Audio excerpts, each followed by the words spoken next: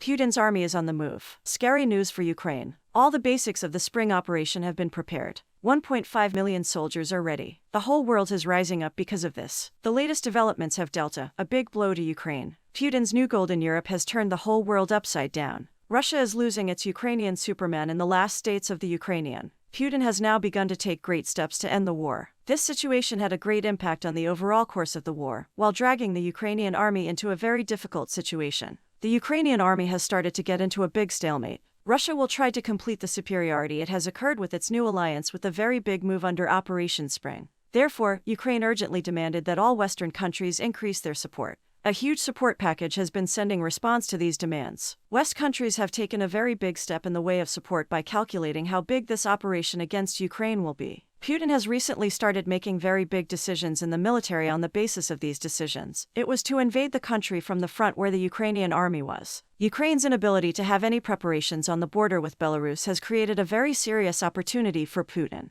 It has been rebelled that Belarus and Russia have been preparing an aliens recently. Belarusian President Lukashenko challenged the entire Western world saying, "If you want peace, be ready to fight." When these developments come back to back, the steps taken by Russia have also started to make sense. That will change the course of the war, have also shown themselves at exactly this point. Putin made a very serious reduction in the number of troops since the beginning of the war. On February 24th, the Russian army has those 150,000 soldiers in response, putting inside mega mobilization decision. This decision will increase Russia's army, which has about 1 million soldiers, to 1.5 million. We are talking about very large numbers since it's known that Russia will unleash these soldiers to Ukraine on a single two-front, and since it is also clear where to get these soldiers into Ukraine, Ukraine needs a lot of support. After the recent conversations with Belarus, according to the observations of Israel, intelligence put the soldiers on all fronts in defensive position. Immediately after this situation, he directed many of the soldiers towards the Ukrainian border with Belarus. Many of the after Disneys, it sent the S-4 seconds, which are considered one of the best defense systems in the world, to Belarus. It's known that Belarus is not preparing for an attack or defense because it's a country with a passive character in every period. But Putin's army needs protection, and this army is considered the largest that has been encountered. So, soon after Nye was received that not only soldiers, but also a very large supply of ammunition and supplies were going to the same region, one after the other. This situation has emerged, especially with the latest developments in the world. Press tensions between the United States and Russia have recently increased it. The main reason for this is that the United States has thought happened thanks to dissenting of Long-Range Patriot Missile 2, which he called the outbreak of the World War II. With this calculation, Ukraine's strength has reached a level that can destroy Moscow. Therefore, Vladimir Putin decided not to risk Moscow in order not to lose more of the popular support he had already lost, and allegedly took the spring operation early. This situation is at a point that is understandable in many ways because the longer the war goes on, the more Ukraine will get stronger. The straightening process has reached a point where it'll never. The inventory that Ukraine had when it entered war reached very serious points, both in terms of modern and in terms of the number of troops. If Ukraine were not at war, it could be considered a very big regional power in that region. But besides Ukraine, another Western-oriented country like him has also come within Vladimir Putin's ranch. This country's Moldova's desire for ament with the West for a long time literally rise down to the highest level, especially with the recent decision to merge with Romania. Hearing the news of this, Putin was very angry. Immediately after, Russian Foreign Minister S.G. Lavrov made statements. These threats of Lavrov, who stated that the same danger applies to Moldova after Ukraine, had great repercussions all over the world. Russia's consecutive foreign policy coups were also seen as related to Lavrov's statements. As in many periods, the heir of Russian President Vladimir Putin is almost programmed to pursue an aggressive policy on its own. This situation has once again shown us that Putin knows how to solve things only through violence. The fact that Russia has always taken its steps in this direction to confront such problems has started to benefit Ukraine in a very serious way. Ukraine has gained very serious allies in foreign policy, especially during the time of President Volodymyr Zelensky. Thanks to these allies, he had fought a good battle up to this point of the war. If this allies continue to support in this way, Ukraine is expected to repel this attack in a very short.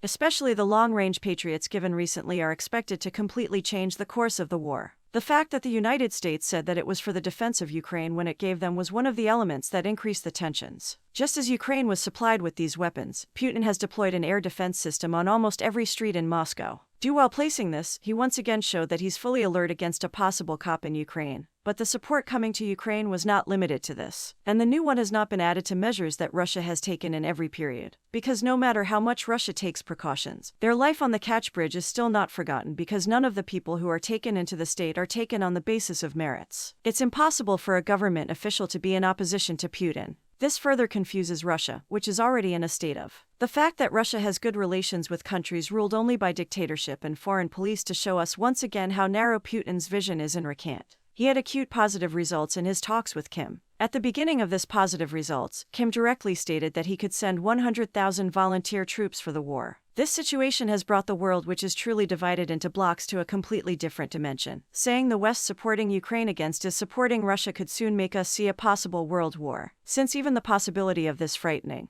This polarization must be stopped urgently. But immediately after this developments, Kim began to openly at Washington. With nuclear weapons, they rule, which is brought together on the basis of dictatorship. The fact that all kinds of problems are solved with violence in Eastern countries makes them think that this war will end in this way. Next news. Flash China statement from Zelensky. Will China join the war on Russia's side? When Vladimir Putin dispatched up to 200,000 soldiers into Ukraine on February 24, 2022, he erroneously believed that he would be able to overthrow the government of Ukraine in a couple of days after storming the capital city of Kiev. It is already abundantly evident that his initial invasion plan was doomed to failure after a string of humiliating retreats, but Russia's war is not yet. Even today, the leader of Russia refers to the largest invasion of European territory that has taken place since the end of World War II as a special military operation. It's not the all-out war that's been going on in Ukraine, which has resulted in more than 13 million people being forced to flee the nation. We're being uprooted inside it and becoming refugee. His support for independence for eastern Ukrainian provinces that have been controlled by Russian proxy forces since 2014 led him to make this statement on the 24th of February, 2022. My goal is to demilitarize and deify Ukraine,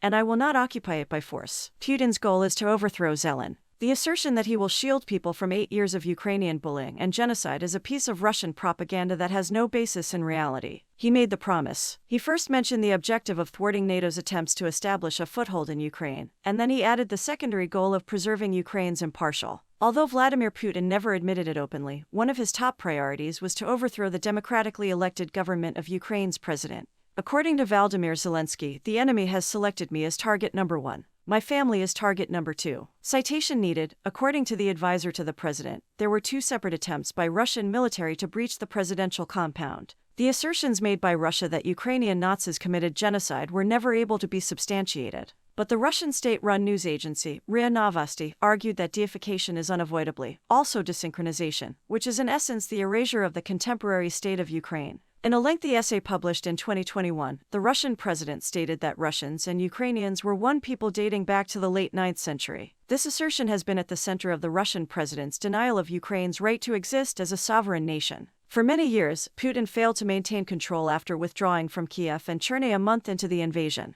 His overall campaign aim had to be significantly adjusted to account for the new. The liberation of Donbass became the primary objective, with Donbass being a catch-all term for Ukraine's 2 major industrial regions located in the country's East Hanskin Danes. Even though it has been forced into further retreats from Kyiv in the northeast and Kherson in the south, Russia's goals have not changed. Nonetheless, the country has not showed much success in attaining them. Because of these setbacks on the battlefield, the leader of Russia was forced to annex 4 Ukrainian provinces in September of last year, despite the fact that he did not have complete control over any of them, including neither Luhansk nor Donetsk in the east, nor Kherson nor Zaporizhzhia in the south. Russia was not successful in achieving major victory. Although it was limited to approximately 300,000 reservists, and just a partial mobilization, President Putin of Russia was coerced into ordering Russia's first mobilization. Since World War II, a war of attrition is currently taking place along an active front line that is 850 kilometers, 530 miles long, and wins for the Russian military are tiny, and what was supposed to be a swift operation has turned into a drawn-out conflict, which Western leaders are adamant should be won by Ukraine. There is no longer any reasonable chance that Ukraine will ever be neutral. In December, Russian President Vladimir Putin issued a stern warning that the war could drag on for quite some time. But he later clarified that the country's primary objective was not to perpetuate the cycle of armed conflict, but rather to bring a stop. Not even Peter the Great, the Tsar of Russia, was able to accomplish this. The construction of a land bridge from Russia's border to Crimea, which was unlawfully annexed in 2014, allows Crimea to no longer be dependent on its bridge over the Key Strait. This is President Putin's most notable accomplishment, and he can point to it as his greatest achievement. As a major result for Russia, he has referred to the conquest of this territory, which includes the cities of Mariupol and Melitopol. He announced that the Sea of Uf, which is located on Russia's territory, but is separated from the Black Sea by the Kerch Strait, has become Russia's internal sea. He made the point that not even Peter the Great of Russia was able to accomplish this feat. In addition to capturing a geographical corridor leading to Crimea, Russia's violent and unwarranted war has been a calamity, not only for Russia, but also for the country. It was unleashed onto this, yet it has not accomplished much more than bringing to light the brutality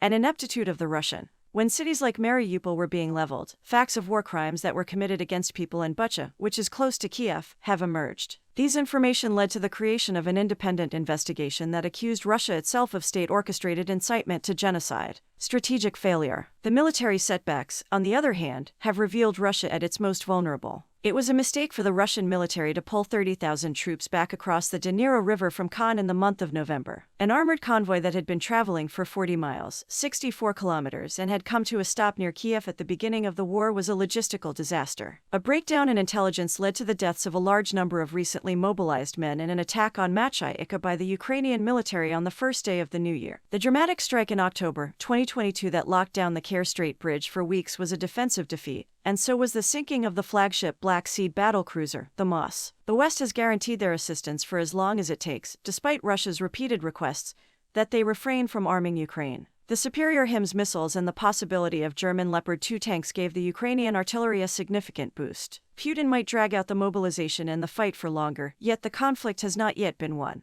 The battle for Donbass has not yet been won this year. Russia has taken control of the town of Sadar, and it has high aspirations of conquering the city of Bakhmut in the east, which is located on the road leading to important cities in the west, as well as regaining territory that it had lost in the fall of 2017. Many who follow Putin believe that he would attempt to extend his influence over the 4 regions that he has declared to be a part of Russia, not only in the Donbass region, but also towards the significant city of Zaporizhzhia. If it were necessary, Russian President Vladimir Putin might extend the mobilization and draw out the war. Russia is a nuclear power, and he has signaled that he would be willing to use nuclear weapons to protect Russia and clutch on to capture Ukrainian land in the event that it became necessary to do so. We will most surely employ each and every weapon system at our disposal. I am not making this up, he cautioned. Has Russia found a way to avoid the sanctions that have been imposed by the Ukraine's capital city of Kiev is under the impression that Moscow is also plotting to overthrow the pro-European administration in neighboring Moldova, where Russian troops are stationed in the separatist province of Transnistria, which shares a border with Ukraine. President Putin, who is 70 years old, has made efforts to disassociate himself from recent military setbacks, but his authority, at least outside of Russia, has been severely damaged and he travels outside the country only infrequently at home.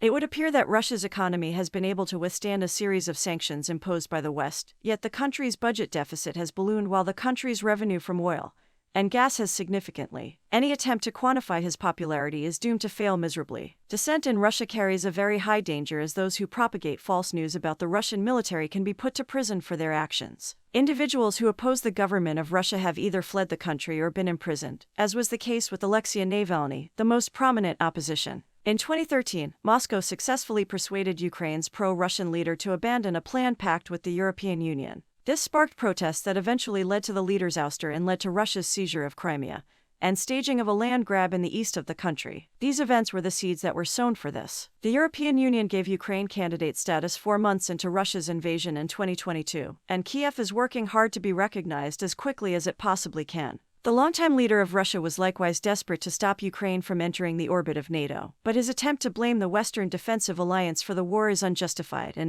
Not only did it appear like Ukraine had a provisional agreement with Russia before the war to refrain from joining NATO, but in March, President Zelensky proposed to keep Ukraine as a non-aligned and non-nuclear state, stating it's a truth and it must be recognized. Is NATO responsible for the war? In recent months, NATO member states have increased their shipments of air defense systems to Ukraine in order to protect the countries. These shipments have also included missile systems, artillery, and drones, all of which have been instrumental in turning the tide against Russia's invasion. Nonetheless, this issue is not to blame for the war. The expansion of NATO is a reaction to the threat posed by Russia, Sweden, and Finland's sole motivation for applying to join was the invasion of their countries. The Russian argument that the expansion of NATO eastwards is to blame is one that has gained some ground in. Before the conflict, President Putin made a demand that NATO rolled back the years to 1997 and withdraw all of its forces, as well as its military infrastructure from Central Europe, Eastern Europe, and the Baltics. In his opinion, the West made a commitment in 1990 that it would not expand NATO, not an inch to the east. Yet they still went ahead and did it.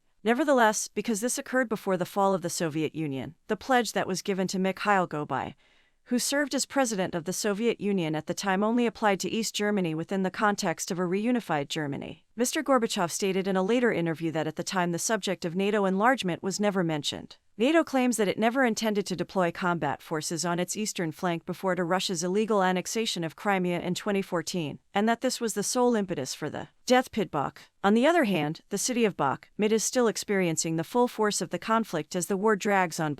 It has been a battleground for both sides of the conflict. By capturing the city of Bakhmut, Russia intends to make further territorial gains in. The Ukrainian military, on the other hand, is planning to hold the Russian army back in the city of Bakhmut and prevent it from advancing. As a consequence of this factor, a significant war is still being fought in the region. This location has been responsible for the deaths of thousands of warriors, and it continues to do so. Russia-Ukraine war will continue for a long. The Netherlands Foreign Minister Wap Hoekster predicted that the conflict between Russia and Ukraine will last for a significant amount of time, and declared we are not even halfway through. In an interview with the Daily Algin Dagblad Stra expressed his belief that the provision of military assistance to Ukraine should proceed unabated, and without interruption we must endure Stra, pointing out that more determination is required in the struggle between Ukraine and Russia. You cannot pull your support at this time since it will render everything pointless. They were under the impression that the Second World War would conclude shortly. We haven't even reached the halfway point yet, Hoekster Stra declared. We support them. They are the ones who will decide how long this battle will last, not anyone else. You have no choice but to continue transporting weapons and equipment for the next few months,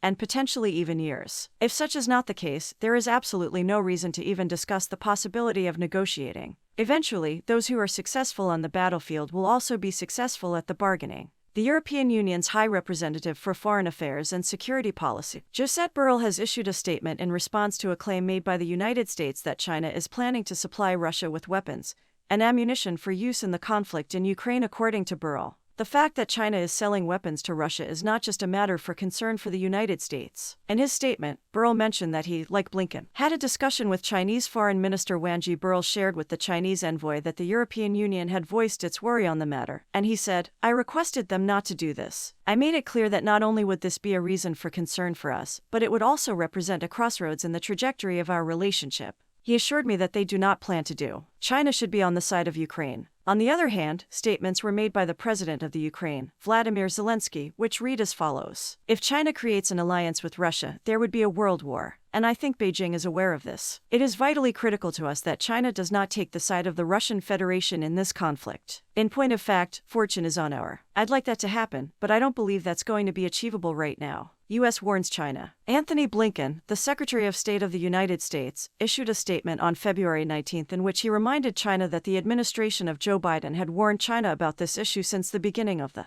Blinken also warned that China's direct arms support to Russia could affect its relations with other nations. Why, on the other hand, refuted the allegations by stating that it is unacceptable for the United States to signal and pressure on relations with Russia, adding that they did not add fuel to the fire, and that they continued their calls for peace and dialogue.